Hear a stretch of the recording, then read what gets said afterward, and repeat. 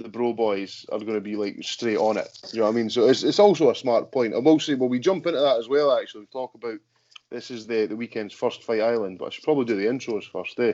Hey, ladies and gentlemen, welcome back to what will hopefully be one of the final few YouTube recorded episodes of Perth's Premier Podcast, Monkey Sword Fight, as we start to come out the back of lockdown and things start to get lifted. So hopefully... Did you almost call this a punk-cast? What did you say there? Punk-cast. You know, this is the first time I've not done this podcast drunk in months.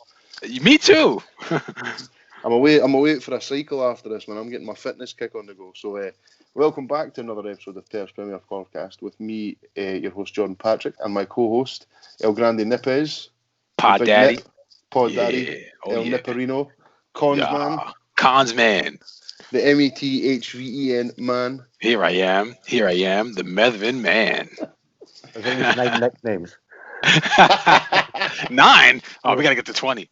Also known as Words with Dots. Word with Dots. The most dangerous negotiation is the one that you don't know you're in. Ooh. I seen that on the Instagram the other day, and I thought to myself, I was like, he's going to use that. You know what? I feel like I've been in that position before, and I was like, wait a minute. I was in a negotiation just now, and I just got to knock back on the door like, hey, wait, hold on, wait.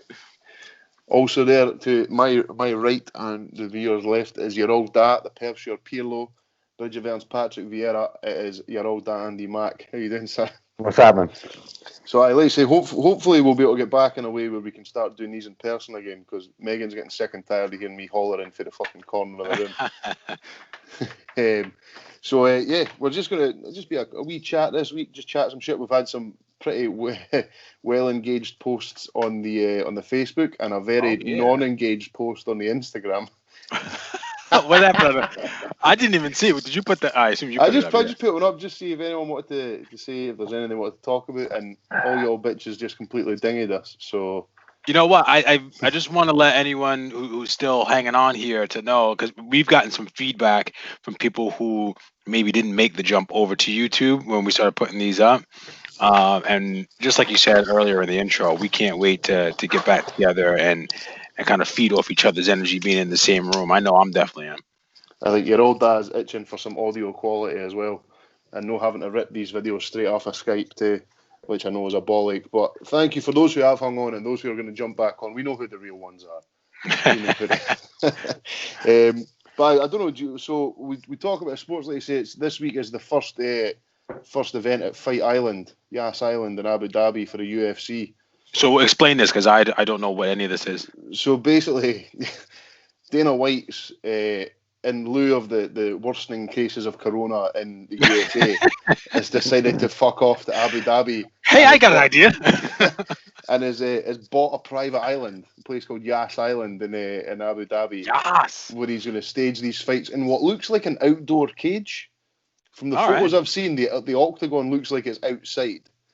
And are they worried about anyone dying in the 40-degree heat in Abu Dhabi, or no? But it's like I follow. There's a few fighters I follow that are they have to, once they land, they're then quarantined in their room for 2 days, and they're tested like every couple of hours to make sure they're fit for fights. Like one fight's just been pulled off. I think it was the Frankie Edgar fight. Not Frankie Edgar, but the guy who was meant to be fighting tested positive for coronavirus. So that fight's now been pulled. I'm not sure if that was this weekend or coming up. Frankie Edgar's fight's not going ahead, and then obviously there was Gilbert Burns and Kamaru Usman, but that's now going to be Usman against Gamebred. Jorge, son. Gamebred. See if we can drop him off a wee three-piece on a week's notice.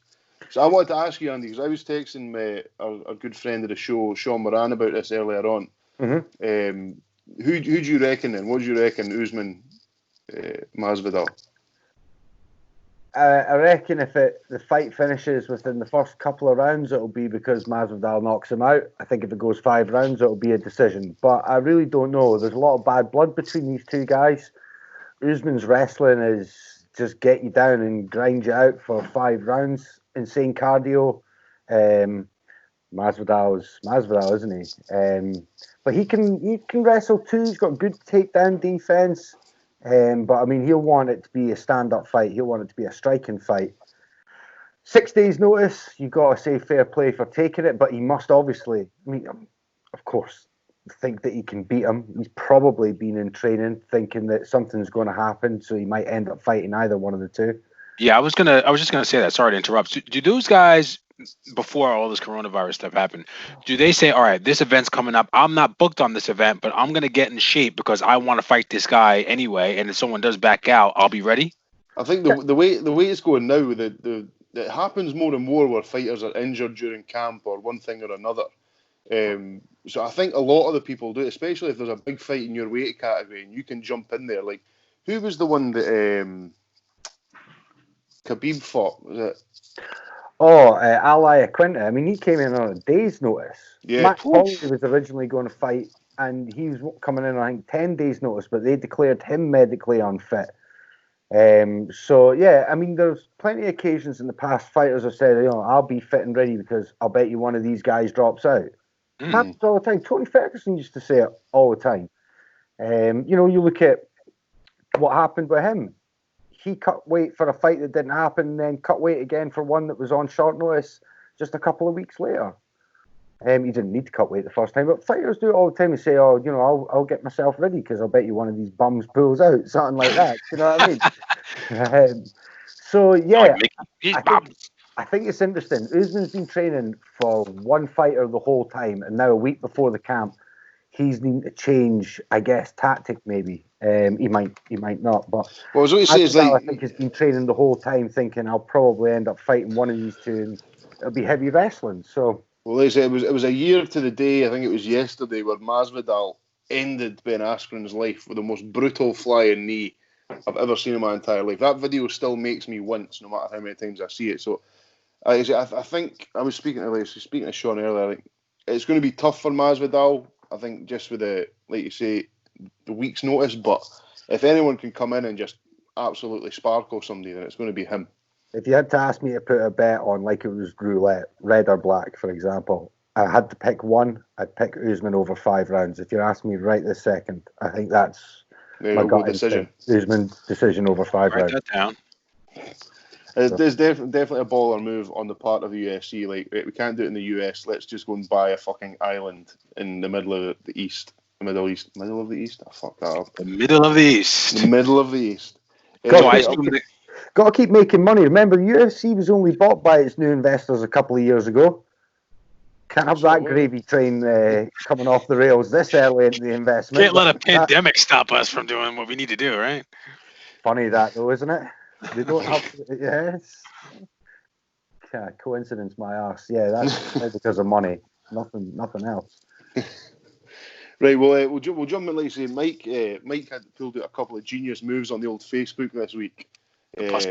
Two of the most engaged posts we've ever had in our life. The first one is, and Mike absolutely buzzed off this one for those who are watching, was, what's your most controversial music opinion? Now, the person in the photo put, I hate Eric Clapton. So that's the first. You mean Eric Clapton? Eric Clapton. Eric Clapton. That's what my dad used to call him, Eric. That's what he'd give you. Eric Clapton. Fucking hell. So I'll run through a few of these because there's a few of them that had actually quite similar opinions. Can I just say before you get into it, because I'm just noticing this now, for the amount, there's 63 comments on here, and there was only 4 actual likes or emoji little faces on there, which I think is super fucking weird. Normally when people engage, they like or respond, do something and then respond, but not here. No. People just felt strongly enough that they just wanted to get their opinion out there. I've got no time to react to this. I just need to shout here. First one was James Clark put Ed Sheeran, overrated is an understatement. Going to have to agree. There's a couple of his songs that I like, but in terms of superstardom, I don't quite understand it. I don't think he understands it. I don't know if he got to this point thinking God damn, I was writing songs for all these people, and now I'm singing my own shit here. I don't know if he's overrated. I mean, I think he's a talented dude. I wouldn't say he's overrated. What do you think, Andy? You've got a burning opinion sitting there. It's tough because there's a lot of people I think that are overrated, but have also released some good stuff. Kanye West would be a good example for me. Yeah. I think Kanye West is massively overrated these days, but is what it is, isn't it? He did release a couple of classic albums at the start of this year. I think Kanye West actually managed to escape this post. I don't know if anyone pulled up Kanye West. I don't think so. It's probably because you don't want to abuse a president, a potential president. So you don't want to say anything bad about that. Man, I'm telling you, if that happens, then you know what? I said it on here because I heard it from someplace else. I'll be fair, but I said it on here not too long ago. When he has something to sell, this is when he starts talking, right? And of course, he released a single last week, so we think the album's coming. So of course, this is what has to happen. He's such an idiot. Come out as well that there was a load of tweets that he's been totally playing Trump like an absolute fiddle. Like he's been donating money to Hillary for like years, and he was having a conversation with somebody. He goes, "Look at the amount of people I've got released from prison. I never got those meetings until I put on the MAGA hat." And when he puts on the MAGA hat, he's straight in the White House, and he has the conversations with Trump. Do you know what I mean? It's like, I don't know if this guy's just the smartest man in the world and he's playing us all like a fucking fiddle. I take it back, Kanye. I'm sorry. Next one here. This was the first one to get a little bit of pushback as well. So quite a lot of these comments then came with people standing up for the initial overhead. So Daryl Ann Mirror writes, "I don't get the hype about the boss, Bruce Springsteen." Me either. And Neil Miller replied, "How very fucking dare you." I think that's her brother. I've got to agree, man. I've never been a big fan of Bruce Springsteen. Me either. It's never ticked my box at all, man. He's got some bangers, behaviour. Hell. The most passionate Andy's ever been in. I'm not a fan of it. I'm not a fan of his music at all. I don't get it. I find it cheesy, and I get a little bit uncomfortable watching it because I just feel like it's a formula. Don't get me wrong. He's clearly got a formula for writing tunes, and the guy loves performing. And he doesn't put on a terrible live show, but like he wouldn't be top of my list to go and see. And I don't think I've ever listened to anything more than his like big hits. Well, she said she doesn't get the hype about him. I don't get the hype about him. I think he must be a talented musician. He's been touring for God knows how many decades now. I don't know. I don't know if I've ever listened to a Bruce Springsteen song on my phone at any point. Like voluntarily, yeah. I don't know if I've ever voluntarily listened to Bruce Springsteen. Andy looks raging. Look at the eye. I can't see him. Moving along is the next one here is Nicole Lumsden. I can't stand the Rolling Stones. The Beatles are below average at best, and I can't stand Brown Eyed Girl by Van Morrison. Absolute dog shite. Dog shite. He got a couple of emojis on that. He's got a couple of the wow faces. How could you say that about Van the Man? What a voice Van Morrison has. Yeah, he's got better songs for me than Brown Eyed Girl, but Van Morrison. Saying that, I've got an issue with Brown Eyed Girl purely because it was a few years ago from the place that shall not be named, and they done like a prize giving for the department, and they rounded up a load of people who could play instruments and got us to play a gig. So I was playing bass, and one of the tunes that got put in the set list was Brown Eyed Girl, and the bass riff is just like so jumpy and was just completely out of my wheelhouse at the time. And I spent 2 weeks trying to learn it, and then never slept the night before because I still didn't have quite the hang of it. So I still can't listen to Brown Eyed Girl without getting some sort of PTSD. It just completely fucks me up, man. Ruined you. Let's keep going here. Amy Winehouse, Sean Sutherland said, Amy Winehouse sounded like your neighbour's cat left outside at night. That's not nice. That's not right at all. Amy Winehouse is one of the best voices of the generation, man. I like Amy Winehouse, yeah. Yeah. She's one of my favorite singers now that I think about it because she made it sound so effortless. I find that I like that with a lot of people with sports or whatever. When they make things look effortless, it's like, wow, I want to do it, and then I try it and then I fucking fail. So she made a lot of songs I like from her. They just sound like she's just singing it while she's doing the dishes, or she's just singing it while she's doing something around the house. You can tell it's the same as like in terms of football. It's like you can Messi, even if he was like 8 stone overweight, would still be able to turn on a dime and ping an absolute beauty.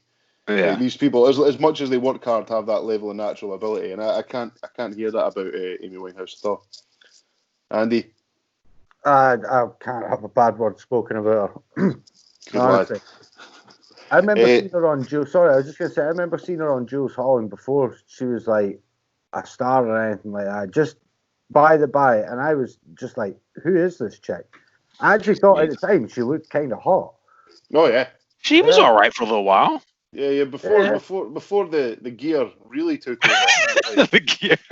I just wonder if she hadn't died, if she'd be one of these folk that'd end up like a Liam Gallagher, whose voice had a voice, but then just totally shot it because they just smoking, drinking, doing loads of drugs, that kind of thing. I will say as well, it's one of these people, because for instance, Liam Gallagher, who has now taken the time to get his voice back on a level pegging. Because when I seen Oasis in 2008, I didn't think it sounded great, but when I seen Liam Gallagher last year, his voice sounded fucking fantastic, and he's clearly, like you say, tried to fight some of or he's learned to sing differently. But I think you might be right. There's another one, not obviously the same level of voice, but the boy who used to sing in Blink 182. Tom. His voice is atrocious these days. I don't know what he's done to it. Billy Morrison put "Bring Me the Horizon" and Metallica. Mm-hmm. That's fair. I can go "Bring Me the Horizon" a little. Metallica. What's "Bring Me the Horizon"? They're a metal band. All right. I thought it was a song. Dave Varga, the Beatles are crap. Yeah, Dave. Let's have a look here. My favourite take in this whole 63 comment post come from Andy's favourite guest, Andy Henderson, and all he said was, "I'm not really arsed about music as a whole." All of music is overrated to him, yeah. And he would just come out with something like that. Thing is, if it was anyone else in the world, I'd be like, you're just talking shite. But I believe Andy Henderson was just like, nah, I prefer silence. He just stares at a wall. He just plugs himself in and stares at a wall until he gets to hit something again. Norman Beatty, I want to scream no whenever I hear Bob Dylan try to sing. Nah, he's not a great singer, Bob. Right. He's more of a songwriter, isn't he? I say you. That's what he sounds like. You know what I mean? Sounds like he's like wheezing. It sounds like a weird mixture of helium and smoking too many fags. And that's like, it almost sounds like he's taking the piss sometimes. That too. Fuck. Let's have a wee look here. There's another one. The Beatles are garbage. The Beatles take an absolute fucking pasting. Yeah. Beatles take an absolute pasting. I don't understand that. Some big handsome bastard called Jordan Patrick put Led Zepp aren't very good, save for one or two songs. I've never been able to get into Led Zepp at all. I love Whole Lot of Love, Stairway to Heaven, Kashmir, and the Immigrant Song. But see, other than that, I just think it's a bit wanky. I got some good tunes. Wanky. Yeah, I'm not like I say. I agree they've got some good tunes, but in terms of like the back catalogue. People are angry on here, like really angry. Like the words they use are angry. Yeah, that comment itself really pissed off Doogie Campbell. He was he gift his displeasure to me directly. Becky McKenzie, she doesn't like Bob Dylan or Springsteen, and she writes, "In fact, I don't think I've ever listened to a whole Dylan song without changing channel / station out of boredom, especially Blowing in the Wind. Hate it," with the spewy emoji. To be fair, it's like shit folk who are all our dad's ages. Or we're like, my dad loved Bob Dylan, Bruce Springsteen, all those guys. I suppose it's all the time. Some bands you'll pick up and other bands will just won't. Steve Fairley put Led Zepp and Radiohead are shite. I'm going to go with it. I can't stand Radiohead. Cannot stand Radiohead. What a load of art house shitery, man. Honestly, absolute nonsense. Oh, it's tough because they've got two parts of their career. They've got the first 3 albums and then everything else afterwards. But leading up and into OK Computer, particularly OK Computer, is a modern classic. It's absolutely timeless. That's a timeless record. Timeless record. Just Brucey with one of my favourite comments here.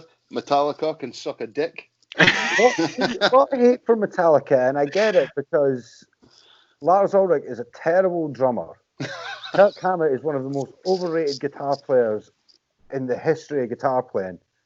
But James Hetfield is possibly the best rhythm guitar player and one of the best heavy rock metal vocalists of all time. I like Metallica. Like again, they weren't a band that I listened to like album end to end, but there are like 10 or 15 of their songs that have been on every playlist I've ever had. Mm-hmm. Like one's one of the best songs. I used to watch that video every time it came on Kerrang back in like 2002. Kerrang! Stevie Cook, I fucking detest Neil Diamond. Yeah, that's fair enough. You can't.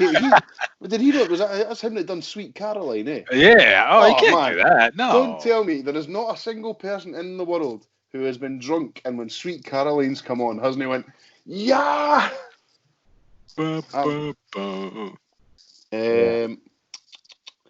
Sam Ross, David Bowie was a nonce, allegedly. Just for slander purposes. I never really got the hype for him, to be fair. He's like, He's got some good records, man. So it doesn't really matter. But I don't get it either. See him to me, and he's like you said about Radiohead. There's like the first few albums when he went up to like Ziggy Stardust, and then he got mad into his Ching, and the 80s happened, and it all like that all goes completely over my head. Like anything, I'm not a big fan from anything from the 80s in terms of like popular music. Because it was so coke fueled. Everything was coke fueled. All of it. Yeah. I kind of agree with that, John, but then I hear songs like Let's Dance or Aladdin Sane, and I'm like, these are some of the best tunes I've ever heard in my life. Like, every time I hear Let's Dance, I'm like, get that fucking turned up. Like, wait, the Craig David version. Famously sampled by, at the time, Puff Daddy. Hey. Around the world, yeah. Remember that? Hell yeah. Alex McClintock, Coldplay are rank rotten. Rank rotten. Rank rotten. There again, they're a band saying that I've watched their live set from like Tea in the Park a few years ago, and it's fucking brilliant. Like tunes like Fix You, and then the first album, was it Parachute? And it had Yellow and stuff like that. That was a great record. But then it was almost again they kind of sort of crawled up inside themselves, and it just didn't get it after that. There's a handful of songs. There's a handful of tunes I like, but for the most part I stay away. Sean Gray with another great comment here. Oasis, majorly overrated. Also, the Gallagher brothers are saft laddies.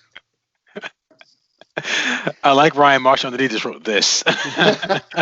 See, man, that's when I fucking love Oasis, man. Like in terms of a band that I followed, like since I can remember first getting into music, like when my mum and dad first played like one of their albums when I was younger in the car. That's a band I fucking love, and I can understand why folk will think they're overrated because a lot of their albums are not great listens, but in terms of like an iconic British band, I reckon they've got to be up there. Oh, without a doubt, yeah. Yeah, them and Blur, but I wasn't a massive fan of Blur. Stevie Mac echoes this, not fussed for Oasis. Stosh says so much this. And Ali Cook put, first album brilliant mostly, second album alrighty, third and thereafter go away. Hot Rod, I don't know which one he's talking about, but he's just wrote absolute Philistines, #triggered. Who's he talking about? Roddy Bader. I don't know which. Oh, okay, I don't know. Right. He didn't specify, but if you can let us know, Hot Rod, that'd be lovely. Gaza Monroe, Blue Steel himself, doesn't he like Adele? Says he just doesn't get it. Yeah, neither do I. I get it. Got a soulful voice. Was our second album, 21, was good. I'm a big fan of that one. Lassie's got some pipes on her. She certainly does. Yeah. If I want a power ballad, I'll go and listen to Celine Dion. Thank you. Right. Roddy Bader, Gangster's Paradise is a classic, overrated. I don't know what he meant there. So, did you like Gangster's Paradise was a banger, but everything else Coolio did was dog shit? Because I could kind of. I don't know. I couldn't even name another Coolio song. No. All I came was that he popped up on Big Brother a few years later. Yeah, and they hated his ass. Doogie Campbell hates the Beatles. Don't we all, Doogie? Stevie Cook hates The View. I am no big fan of The View. Yeah, See what the fuss is all about. And just to wrap up, finally, Bobby Parker, as always, just flying in, says what he means.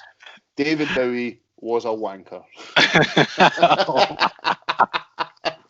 I'm surprised Thank Bobby's you. comment wasn't "fuck the Tories."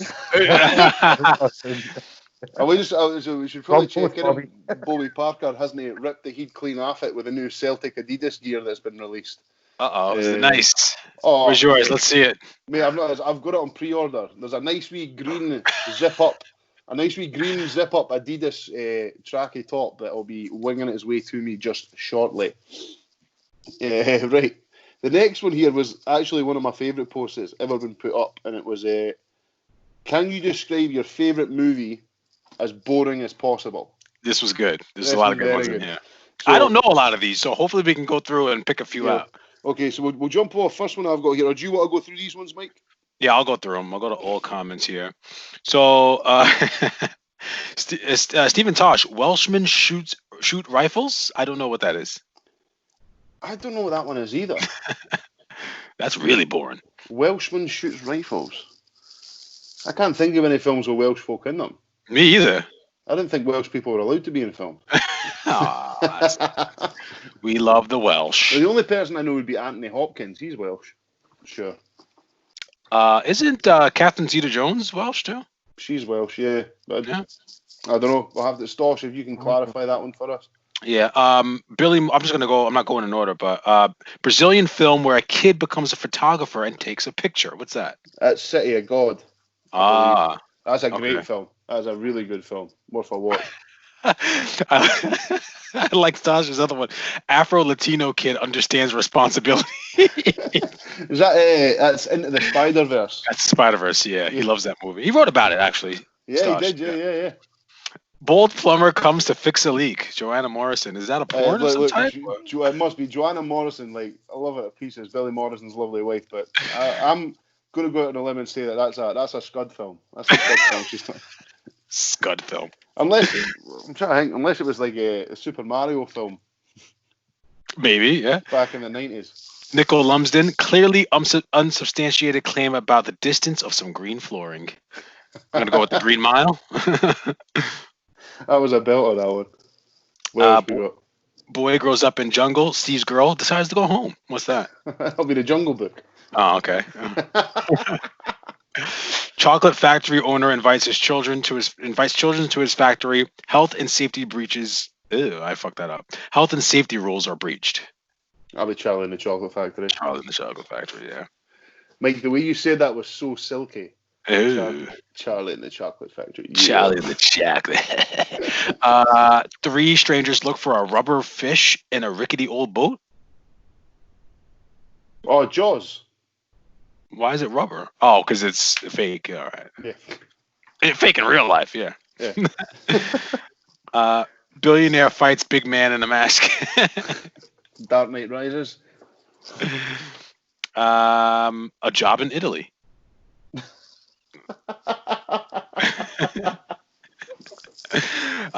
Ali Cook, archaeologist, routinely fails to acquire items. Is that Tomb Raider? No, not Tomb Raider. What's the other one? Indiana Jones. It's either that or it's a Disney film. Oh, yeah, it could be The Mummy. Yeah. And you're off screen, pal. Am I? Well, you're off my screen. I couldn't see you. You're just like lounging like that. I know. Sorry. Right. We'll do 2 more. Farm boy destroys government property. Ali Cook. Farm boy destroys government property. Don't know that one. I can't figure that one out. Me either. E.T. No. Ignorant, boring man fails to realize he's dead. Is that The Sixth Sense? Yeah, that would be it. All right, that was good. There's some good one. One of my favourite ones was A Fish Looks for a Fish. Finding Nemo. That was one of my favourites. Yeah, I like the one that I wrote about Mrs Doubtfire. Who was that? Father dresses like a woman to spend more time with his kids, something like that. Was it? There's a no. Ali Cook. So one of the for me is that man tells community volcano will erupt. He is correct. That was good. Yeah, everyone. If you've not had a look, go and have a wee look. Ping some more on there. Those who are watching it was a very good time. It was good stuff. What have we got now? What are we going to talk about, Michael? I put a few things on. We didn't talk about Father's Day actually. Did you get any good gifts for Father's Day? I got 4 big bottles of beer and breakfast in bed. Ooh. I was the happiest man in creation that Sunday. It was lovely. Came home, watched the football in peace. Couple of big beer skis. It was a lovely day. What about you? I got like this 3-meter iPhone charger. Oh my god! I actually cried as I hugged my girls when they gave it to me. I was like, "Yes, thank you." No, I can ignore you at a distance. I know, right? No, I can close myself in a room when the charger's on the outside, the plug's on the outside. Yeah, yeah. And I got some Welsh whiskey too, which is all the whiskeys I don't like. They start off strong, but then I end up turning into an alcoholic, and I get like halfway through the bottle. I'm like, this is pretty good. I like this stuff. I like drinking. You're drinking a lot of whiskey. About 2 seconds. Yeah, I'm taking this week off though because I just need to get my liver back in check. While Jordan's away, should we just do our Call of Duty chat now?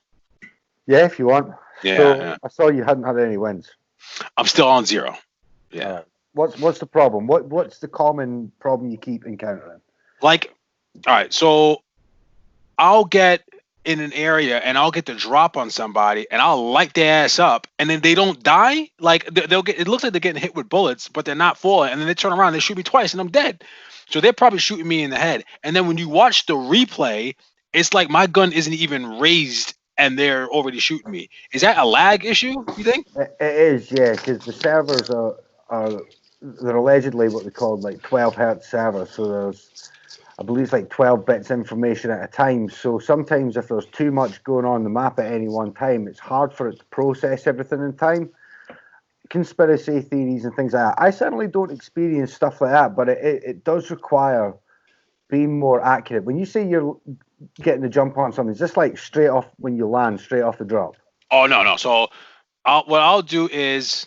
Or are you seeing somebody there seeing you and you're both going in a gunfight and he's beaming you first? Yeah, so I'll be in like a one of the apartment buildings, right? And like there's one apartment building where you go in and there's a bathroom and then there's a bedroom. So sometimes I'll no, but if someone comes in off the roof, I'll stand on the bed and then they'll come into the room and I'll pick them up, I'll pump them up, and then they just kind of turn around. Sometimes they'll run out of the room and then I'll come around the corner, still shoot at them, and then they still kill me. Depends what guns you're using. I mean, part of the problem is if you're going to be in close quarter gunfights and rooms and that, you need to be running like dual Renetti automatic pistols or like a highly modded shotgun. I wouldn't even recommend a shotgun though. You need to be running a submachine gun, like basically run an MP5 and a good assault rifle. So your SMGs for your close quarters, your AR is going to give you a bit of length. But again, I don't know how far you've got your weapons and that. What I'll do, Mike, I'll send you a couple of classes, screenshots of classes that I use. All right. And the guns and the attachments. And you run those with those perks. There's a reason that they're laid out the way they are, and I'll break it down for you. But are you playing solos? Are you playing trios? Solos are a good way to learn. You just got to watch that you're not making too much noise in the way of your footsteps. If you can get dead silences, get them popped. If you're going to run into buildings, don't be smashing doors open. Aim down sights and then press X. It'll peek the door quietly for you. Yeah. Make sure you're crouch walking, duck walking. That reduces the noise of your footsteps, all that shit. I feel like you need to, like you said, camper before. I feel like you need to camp though. Like you can't just run out in the open. There's certain parts of the map where you're naked, you're exposed out there, and you can't. You have to go sit somewhere for a little while. Mike just said that with such fear in his eyes. He's like, "You're exposed out there, man." Of course you are, but you've got to remember that everybody else that is worried about going there and being exposed. Sometimes the quietest and the easiest places to cut through are the bits of dead spaces in between, say, Storage Town and Airport, or the dead. I hate the airport. Boneyard and Promenade West. There's a lot of dead space in those that you can loop up round by train station if you want an action.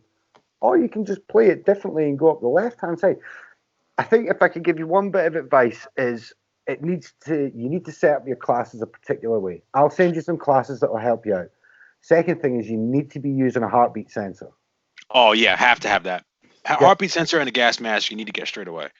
No, you don't need to get a gas mask straight away. Don't bother spending your money on a gas mask. The first thing you want to do is be getting a loadout drop. before you do anything. Don't bother with gas masks and that. You'll pick Loadout drop.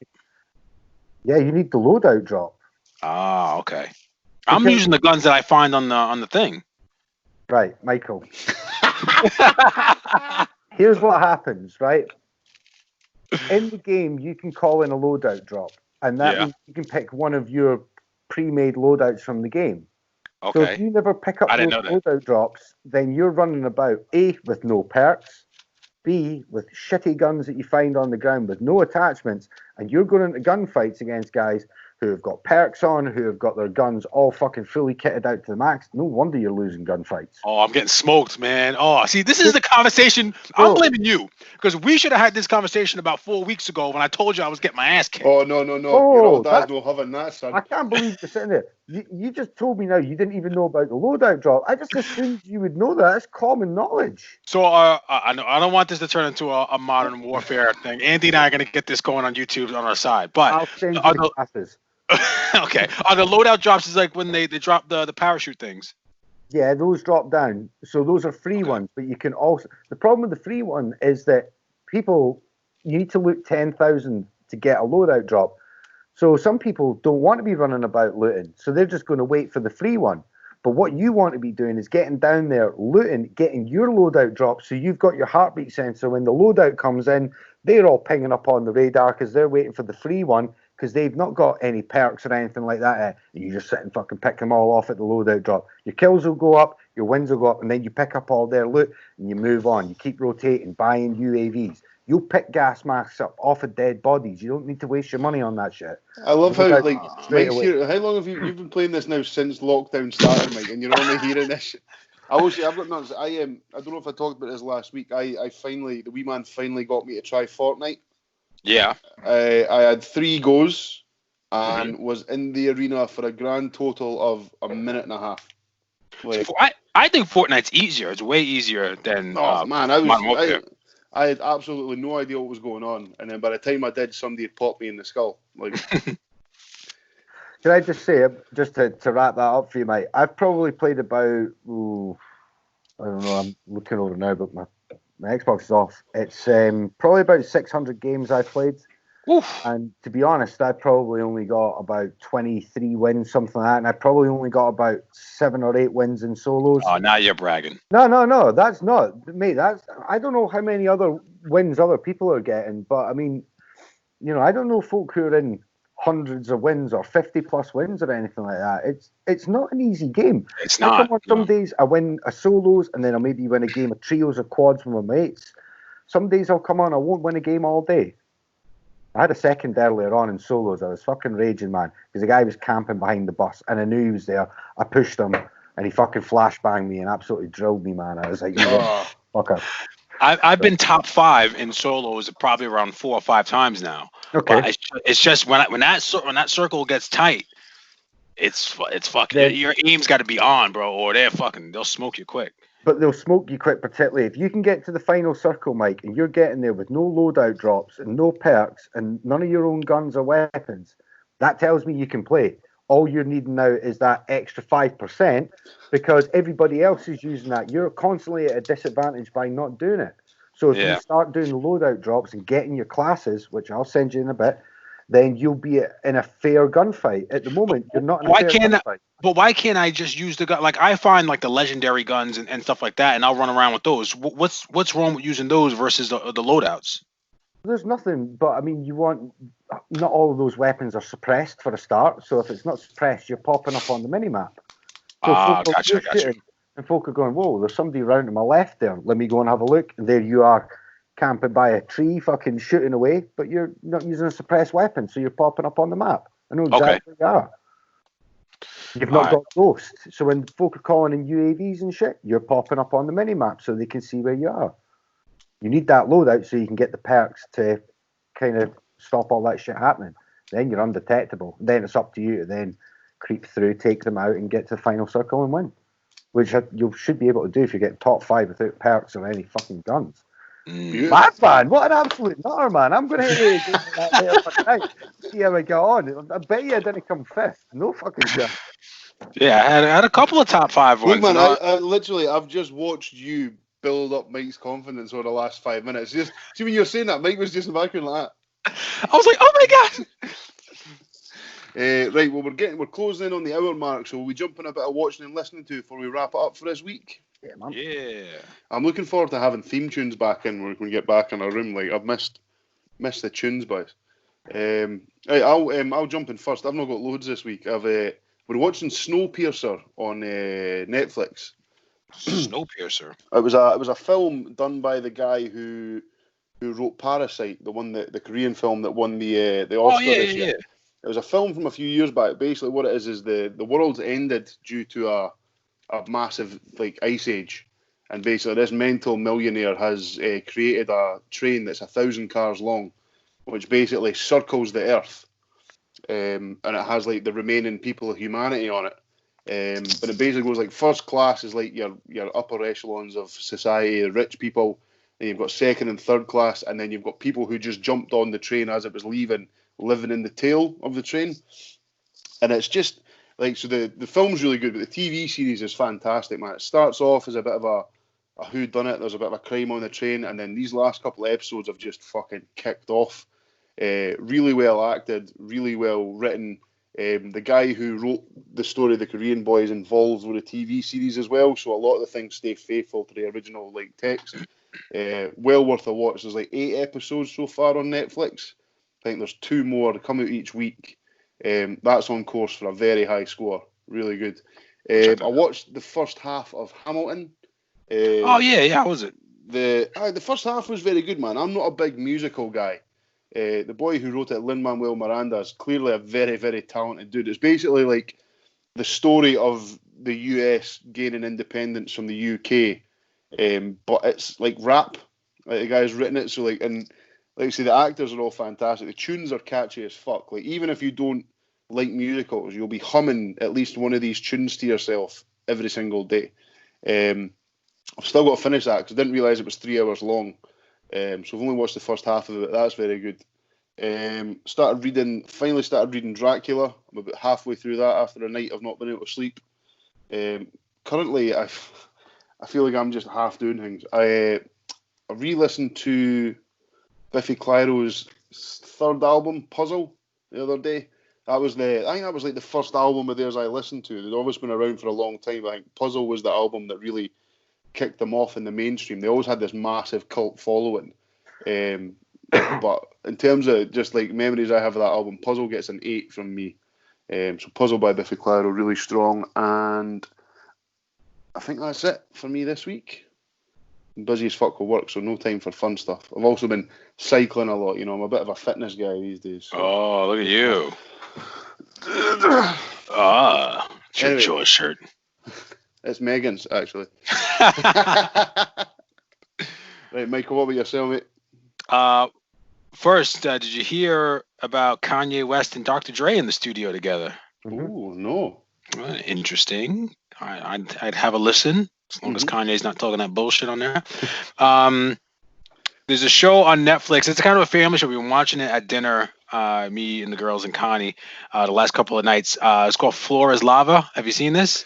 I've seen it advertised, but I've not actually watched it yet. It's basically like they get like a big room, and they flood it with water that's supposed to be lava, and they have like different obstacles that you have to climb across to get to the end of it.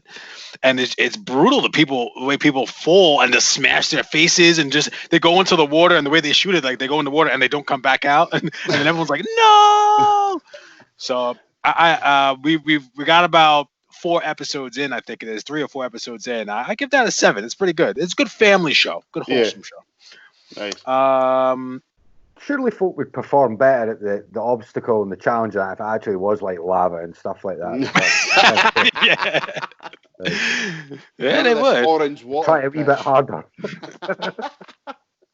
I started reading. I talked about getting the roof sorted, so we've been up there cleaning it out more kind than me. I really need to get off my ass. Is it going to get to the point when you actually get your roof fixed? That's when we'll stop doing this podcast. Like, no, it's fixed. It's fine. It's watertight now. We're just getting all the shit out of there. And Connie found the book The Beach, so I just started reading that. I'm a couple of pages in. It's so far it seems really good. I remember seeing the movie when it first came out, and that was really good. So I figured I'd give it a shot. So also the Pop Smoke album. So Pop Smoke was a Brooklyn rapper that got killed a couple of months ago. I think it was. Maybe it was in March. But 50 Cent is executive produced some of the songs that he had, and then they released the album. They released the album on Friday, and I thought it was pretty good. It's kind of sad because he's dead now, and it kind of showed the way he wanted to go with it. He would be considered drill music, but it was more kind of melodical, kind of 50 Cent sounding, singing to the ladies kind of stuff. And it would have been great to see him go down that path. But it's a pretty good album. I'll give it a 7 as well. I thought it was nice. That's all I got. Andy Mac, yourself, mate? I've not listened to Pop Smoke yet, but it only really started coming to my attention just after he died, and then all the hoo-ha with the album cover and all that. Have you seen that?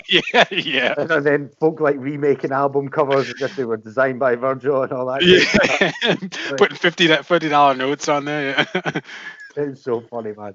Somebody did the original album cover was doing it in like a speedrun on Photoshop in like 41 seconds. It was fucking identical.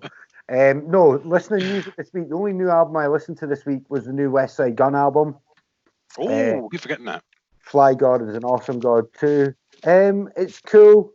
Again, just he's becoming very eclectic with the beats. It's like for anyone with any sort of production knowledge, it sounds like he's just grabbing like old sort of piano samples and that, and then running them through like an isotope vinyl kind of emulator. It's giving everything this kind of warbling, watery kind of sound, but very little in the way of drums. I'm downloading now. Tracks produced by Derringer on there, but I don't know if this is controversial or not.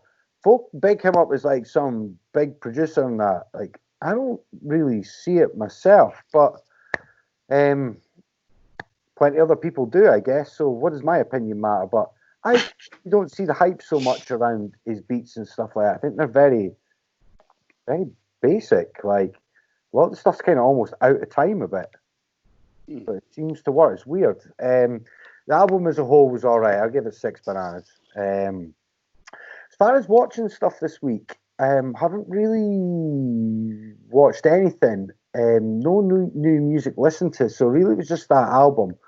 Other than that, I've just been teaching this week, playing a lot of golf, and doing a remix for Huff Kingpin. That's about it. I seen you. I started following him on Twitter. I'm yet to listen to his EP, but his tweets have been like, there's been some interesting artwork accompanied with because the Threesome EP it's called.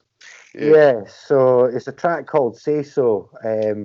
And I saw it a couple of weeks ago. He dropped to Clifford, and I was like, "Oh, that's banging, man!" And he just hit me up. He's like, "Because I did a really dope remix from about 2 years ago." He's just like, "Yeah, we'll do another one." So doing that, and really, that's about. Well, that's why I started following him, because it was he called you out as the king of the remix on Twitter.